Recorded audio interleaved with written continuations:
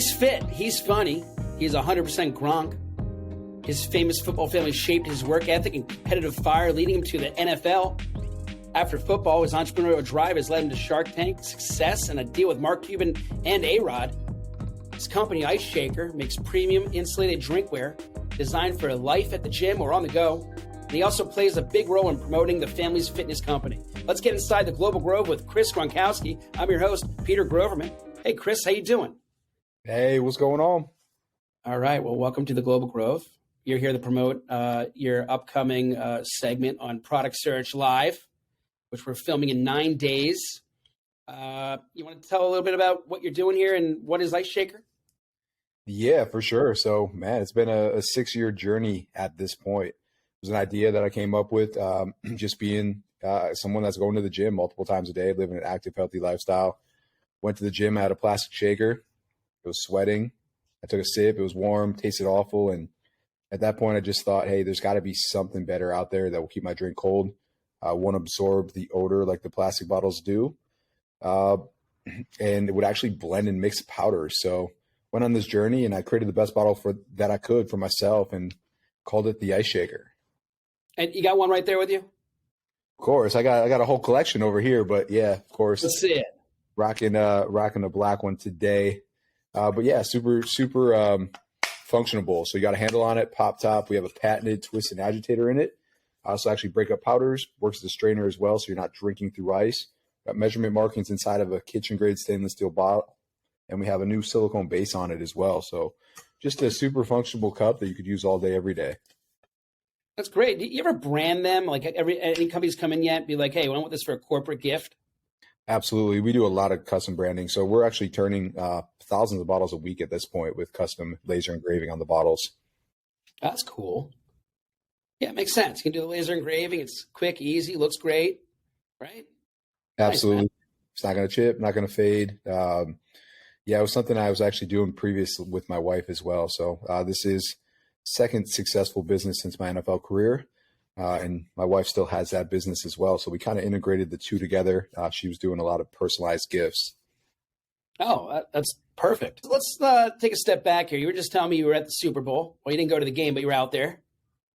And did the Eagles get robbed? Man, I mean, I watched it and they keep showing the end of the play. At the beginning of the play, he holds his jersey. You see the pole. He then gets a little hip turn in there as well. And when you think about it, a guy runs a 40-yard dash in 4 seconds, a little over 4 seconds. So just a pull, a little tug, little hip turn is going to make it look like an uncatchable pass. But the pass really landed about 4 yards in front of him. So by rule, I would say it was a penalty. Did I want to see it end like that? No. Definitely wanted really took like the fun out of the game. It was such a good game. Then the ending is so anticlimactic, and it was just like, wait, what just happened? And it was just, some point. They kneeled the ball. That was the worst ending possible. Yeah, it's like, oh, you touched him. Uh-oh. But it's like, anyway, yeah. I feel like there was like so much but you know what I didn't like? I like that Bradbury just owned it. He said, I did it. It was holding. It was it didn't need to be necessarily called, so to speak, but he owned it, which I think is like, pretty admirable, especially in like 2023 when you got everyone who's like not necessarily taking accountability for errors, Yeah, that's pretty cool. I didn't see him. I actually didn't see that yet. So, it takes a lot to say that, man. There's a lot of people that are, coming at you, especially on social media, and anything from, just telling you suck or, even a death threats to you and your family. So it gets a little crazy as a player. So for him to step up and say that too, and just face it all is, that's pretty impressive by him. All right. So what's it like growing up Gronk? Man, it was mayhem. And every year now that I have kids, it gets more and more crazy in my mind because. And there's 5 of you, right? 5 boys. Yeah. So there's 5 boys. No girls. No girls. Did your mom at least get like a female animal that could hang at the house, or was she just like covered in? We had 1 dog, 1 female dog, 1 male dog. So, yeah, a little bit of action there, but most of the neighborhood too was all boys as well. So it wasn't just us 5; it was like us 5 plus a couple friends over every day as well, and all day every day was it was a competition that turned into a fight at the end of the day. If there wasn't one good brawl, it really the day hadn't ended yet. So that was everything from, fighting over eating, who could eat more, who could eat faster, to backyard games that we'd play in the backyard that we just make up. And then we had a basement as well where we just throw down and create all kinds of crazy games down there as well. And is it like is everyone into football, or is it like everyone's got any unique like differentiators, or is it like you're pretty in sync? Man, it's crazy because we didn't play football till high school. So we were a big hockey family growing up in Buffalo, New York. Played a lot of baseball as well, but it was just a lot of it was just made up games. We called it mini stakes in the basement. We had backyard baseball where you throw the ball at them to get them out. Bat ball, like we were just creating things up, and a lot of it was just straight up fighting. That makes sense. Yeah, win or lose, you learn something, And where are you in the pecking order? Are you like on the younger side, older side of the five? I'm right in the middle. I was the middle child. Okay. And all right, and from a size perspective, was it like ever like unfair advantage having I guess bigger brothers, or who's the biggest? Yeah, so I'm the shortest now at this point, but back in the day, I was the heaviest growing up. So my brothers make fun of me for being like the little chunky one, but back then that was a significant advantage to have more weight. So definitely fighting wise. Being a little thicker was the go-to play. So, yeah, man, I'm 6'2". I played at about 245, and I was the smallest in the family at that point. And what was the jump from hockey to football? It was really it was high school. Once you get to high school in Buffalo, New York, you're kind of forced to only play one sport at that point. So we played multiple sports growing up. My brothers were all playing basketball as well. I wasn't as much into basketball, being the shortest one. But I wanted to play baseball still. And, football was something that, my dad played in college. My older brother, Dan, started playing because he was 6'5", 6'6", 245 in high school. So he was kind of forced to play football. So once we got into high school, it was something that we started doing. And once my brother Dan started playing, it kind of just spread at that point. And, once I got into high school, my dad allowed us to play. He didn't want us to play Little League. He just thought there's too much potential for injuries that could, haunt us for the rest of our life. So, and we were big, so we'd have to lose weight at that point to, play some of the Little League, Pop Warner, stuff like that. So he didn't want us to play when we were young, so we waited till high school until we started playing. But naturally, just the skills we learned in football, in baseball and in hockey, just transferred over to football. Makes sense. And was there like one moment in high school when you just like made a catch or made a hit and you were just like, yeah, I'm good at this? Or like, was there always like a confidence or like conviction that you could excel and make this a professional career? No, not at all for me, at least. I was a 2-star if I was lucky coming out. I only had one offer, it was to the University of Buffalo, and I didn't end up taking it. I didn't want to go down the street and play for a team that hadn't won a game in multiple years. So I was actually committed to the University of Penn. I was going to the Ivy League. I got into the Wharton Business School and thought I was going to be there. I ended up getting a last-minute scholarship. But for me, I didn't think that there was even a chance to play at that next level, NFL-wise at least. And I was just kind of hoping and clawing and digging just to get into the Division I level. Wow. And then like when did you actually like make the connection that I'm going pro? Man, not till it actually happened, I would say. So I started playing my junior year, so when I started for the first time. And at that point, at the end of the season, I had a couple coaches telling me that scouts were coming in and, they were looking at my film and thought I had a chance at the next level. So that was the first time I ever thought there was even a chance for that. But I went undrafted. So I went to the Cowboys undrafted. And really until that day, cut day, when we called him the Grim Reaper, walked into the room and he didn't call my name. That was kind of the first chance that I really thought I would make the team at that point. So after that, you still, even if you make it on day one, you still got to make it on day two after a bunch of different cuts as well. And you got to make it every week afterwards as a bubble player. So then like, how did it come to an end? Like at what point were you like, I'm hanging it up? Or was it like forced on you, or like how? Talk about the separation real quick and the transition into becoming another type of entrepreneur. Yeah, for sure. I mean, a lot of the guys don't choose to leave the game. Usually it's injury or, just skill level at that point. Sometimes you get phased out because of salary as well. So I got 3 years in, 3 credited seasons. I started for 3 different teams. I went into my 4th year, signed a new contract, and had a good chance of making that team. Ended up getting hurt in practice after the first preseason game. At that point, you're damaged goods. It was probably a 5 to 6 week recovery time at that point. They got to move on. There's a position that has to be filled, and it's a lot more efficient for them to just pay a guy out and release him. So they released me with an injury settlement. I came back and tried to run a 40-yard dash, kept training, ran a 40-yard dash at Miami, and I ruptured my hamstring. So it's either have surgery, get it surgically repaired, or kind of just move on to the next phase. But for me, every year you make more money. So that minimum salary goes up. Every year it gets harder to make it. So I was kind of phasing out skill-wise at that point as well. And then injuries kind of just ended it for me. So kind of was a blessing in disguise that I got hurt, because it allowed me to move on to the next stage of my life. That makes sense. Everything happens for a reason, especially in the short run, though it's hard to see, the kind of the light at the end of the tunnel here. But yeah, clearly looking in hindsight, I don't think you could have done a better transition. And so was your father, you said he played football, but was he entrepreneurial minded as well? Or who guided you and allowed you to really think critically and creatively to go on your own to start another business? Like, where did that bug come from? Yeah, I guess, I did see it when I was younger. My dad did start his own business 32 years ago, and I did grow up working for my dad. I was building treadmills. What kind of company? What kind of business was it? He was doing fitness equipment. So 32 years later, he's one of the largest distributors of fitness equipment in the Northeast. So I would go in on the weekends, grab a friend, and we'd get a truck and we'd go deliver a bunch of equipment while I was in high school. So kind of grew up seeing that. I didn't really, I wasn't really in the day-to-day of the business. I was just kind of working for my dad at that point. So didn't really see it as really catching the bug at that point. I think I just kind of stumbled upon it later in my career.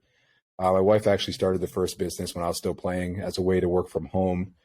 And when I first left the NFL, I did that with her for 5 years. And we grew it to a point where we were actually making more money with her business than I was in my NFL career. So that was a great start. And 5 years into that is when I had the idea for Ice Shaker, and went on my own journey at that point to chase something that I was just more passionate about.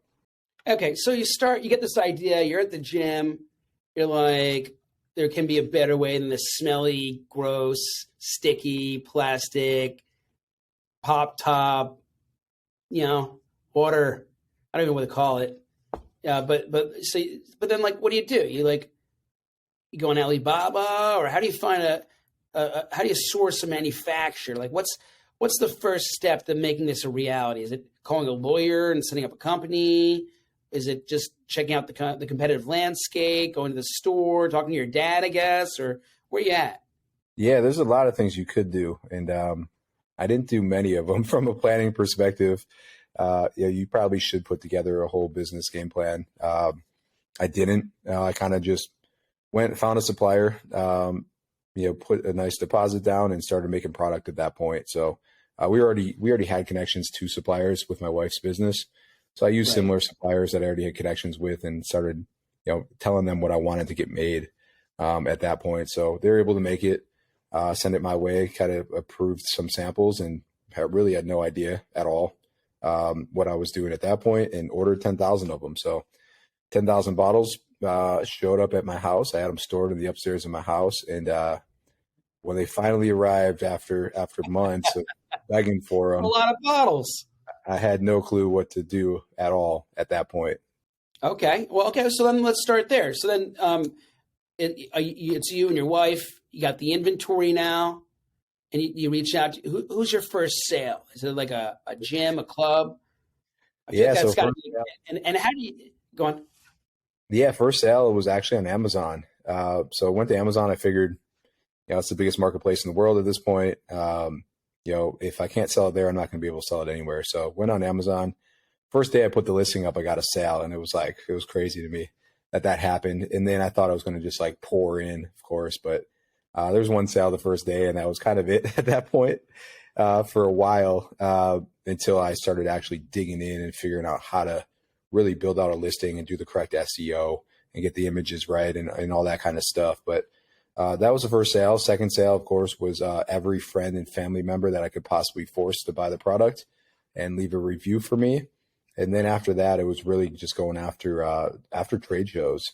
It was kind of the play at that point, local bodybuilding shows, stuff like that, where I can go and actually put the product in people's hands. That's where we started seeing success. At that time, like Yeti and Hydro Flask really weren't that big, and people really didn't realize the technology was out there. So by being able to take a plastic shaker and put ice in it, and then take our kitchen grade stainless steel insulated bottle and put ice in it and hand it to people, it made a big impression at that point because they just couldn't believe that there's actually ice in our cup, but it wasn't cold on the outside of it. So it would make a significant impact just doing it in person. And that's how we started really selling a decent amount of bottles early on. And then where did this Shark Tank experience come from? Like, did you bumped into like a recruiter, I imagine, at a trade show? It was like, Gronk, we want you. Or was it actually you actually doing the upfront application, filling it out, getting picked, and going on the show? Yeah, so it came from so at the time when I started the business, it was 2017. I actually had an email in 2012. It was from my NFL agent at the time, and it simply just said, "Hey, ABC Shark Tank is looking for any current or former NFL players. They'd love to have you pitch them." They saw it as a way to build their audience. So they shot that email out. I don't know if any of the players ever did. I know I've seen other players get on there. I know Antonio Brown was on. I know a couple other players were on. So at that time, 2012, I had nothing, but I'd like the show a lot. So I saved the email.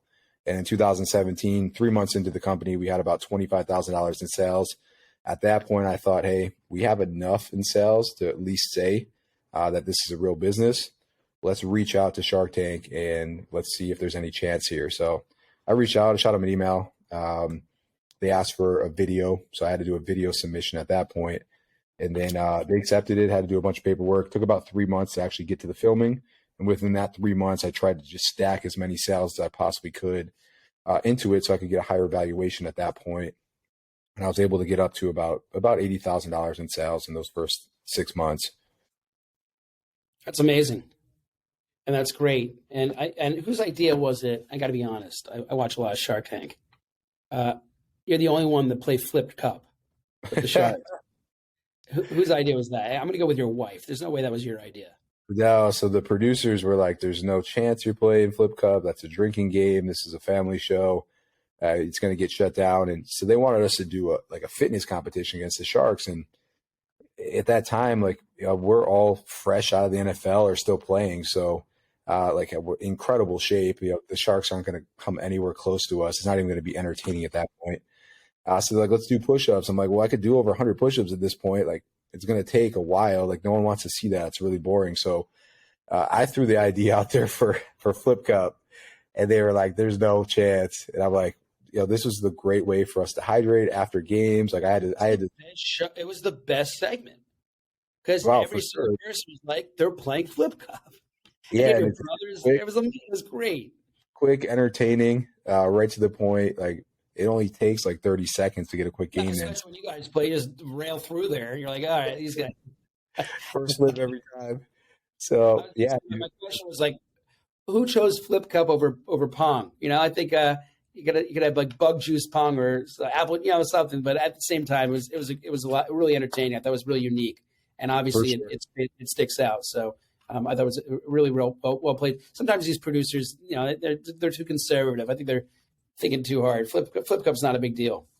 No, it was perfect, man. You can't play Pong either. It takes too long.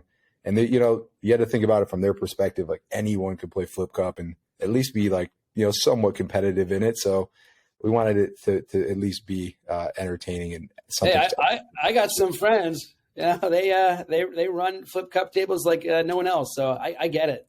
All right. Well, and so being on Shark Tank, that was a huge net positive. Right, you guys obviously still are realizing benefits from that exposure. Oh, absolutely. We ended up getting the 1 year update as well. So we have two episodes out there. We have the original, we have the 1 year update, and they replay all the time. So it's a guaranteed at least a couple thousand views to our website, and I'm sure it's even higher to Amazon as well every time we play. So immediate spike. A lot of times going into a pitch with a new company, they'll say like, "Oh my gosh, like this must be meant to be because your Shark Tank came out last night and I just saw it." And it's, there's no warmer intro than that. It's the ultimate pitch. And then all five sharks ended up offering us a deal. So it kind of just the proof of concepts there. They already hear about the product. They already know what it does. And it was entertaining. So I walk into some of these rooms and they're already sold. It doesn't get any better than that. And it just keeps replaying and replaying and replaying. We're also one of the top rated ones. So we also get a lot of just like great prime time re-airings on like, the night before Christmas and stuff like that. And it's great, man. It's a gift that keeps on giving. It's fabulous. All right. And like post show, I can't imagine that it's like, oh, you made a deal, you shake hands and you're done. And then they send the paperwork and you sign it. There's still active negotiations that they have to work through with your attorneys and their attorneys to get funded or to get the finish the deal. Is that a fair? I don't know. I'm just asking you. Is that a fair assessment? Yeah, absolutely. It takes months. We were pretty much to the point where we were going to air without a deal if we didn't get it done within a week or two. But yeah, I mean, there's still a lot to be done. There's a lot of due diligence. They got to confirm everything that you say on the show is actually true. And then there's a term sheet that I don't think anyone actually wants to agree to, but it's very beneficial to the Sharks for a reason. They got to protect themselves. I'm sure they've got burn on everything possible. So the term sheet is definitely, or at least wasn't favorable for me in any sort of form. So we argued that for a while. And, at the end of the day, it was kind of more of, hey, this is here to protect us. If you don't want to agree to the terms, then you can walk. So yeah, there's a lot of back and forth that goes on. Yeah, I've seen the Shark Tank contract. The one that I looked at was from a couple years ago. It was about 65 pages long. And I was just like, man, even just asking an attorney to review this is going to cost me thousands of dollars, let alone like if I have to go back and forth. And so, and I don't know, I passed the bar in 2010 and became an attorney. I never practiced. I went the entrepreneurial route. I'm actually coming to you live on location. I'm the entrepreneur in resident here at Villanova School of Law. So we're in my office now. So from a legal perspective, I'm pretty engaged, understand, what that looks like, or at least have a general understanding what the entrepreneur has to think and work through to really take advantage and maximize the ROI of being on that show. The fun part about Product Search Live, if I can give ourselves a plug for a second, is that you had a chance to see our contract was 3 pages, right? Keep it simple, stupid, short. There's no sharks here. This is just supposed to be fun, engaging, and entertaining content with a potential commercial play for people to take advantage of. So, hopefully letting you realize that. But, I definitely can understand that there's a lot of value that being on Shark Tank can bring. But certainly not everyone gets a deal. And sometimes, it might be a good founder, but the product might not work. So I think you checked all the right boxes, though. You got the right team, right product, and obviously good brand. Yeah, no, absolutely. It definitely brought a lot to me. The impact's huge, man. Impact's overnight is absolutely massive. And it's a deal maker. Well, we'll give you some more exposure and more impact on our show.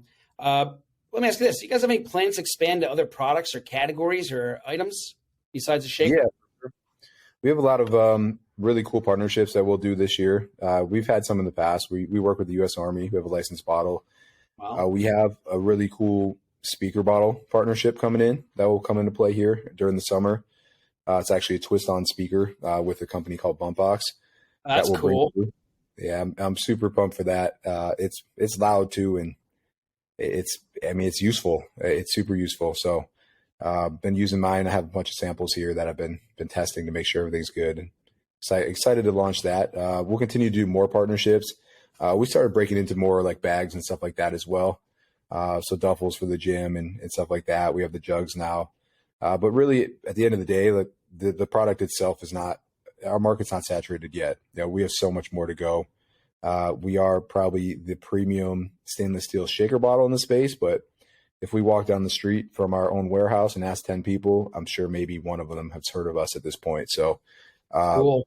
there's still a lot out there for us to hit, and doing activations like this are super useful for us to reach more audience. Let me ask you this. Starting this business, you said 2017, you founded the company. So we're on year 6. For sure. Yep.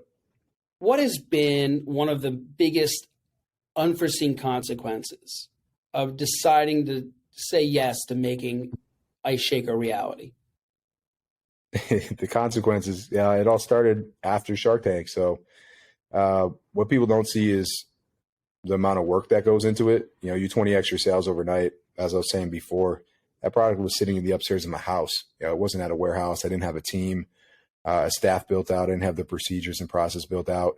It was just, you know, for the most part, it was just me just hustling and doing everything I could to stay afloat. So you 20x your sales, you 20x the work as well. And that lasted for years. It's been, 2.5 years into the company. I put a lot of money into it. I didn't get a penny back because I was just putting it all back in, trying to build as fast as I could. So, put a solid chunk of my own money into it, about $250,000. And then 2.5 years later was the first time I took a dollar back out. So that's a long way to go. You know, it's a grind. If you want to be successful, you really got to go all in on it. And that's what a lot of people miss, and they don't see, and, they think they're going to be rich overnight, and they're pulling the money out that they got from Shark Tank. And, I was all in.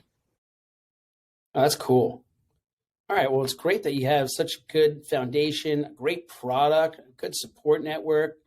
Got your wife by your side. You got a really nice foundation for potential, even more success. So, all right. Well, out of curiosity, 4 boys? The first 3 were boys. So we kept going. We got the girl. So we're your mom must be so happy. Yeah, she finally got that girl. That's great. All right. Well, last question for you is, I guess the space, I don't want to say it's saturated because, as to your point, there's a lot of room for growth. But how do you stay competitive? Like, I know Yeti, like I can't go to a beach party anywhere without seeing a Yeti there. But how do you differentiate from the competition? And how do you stay, at the forefront of the business and making sure that, you are relevant? Yeah, for sure. There's a lot of things. I think story and branding is huge. We have a really cool story with Shark Tank, with the NFL history.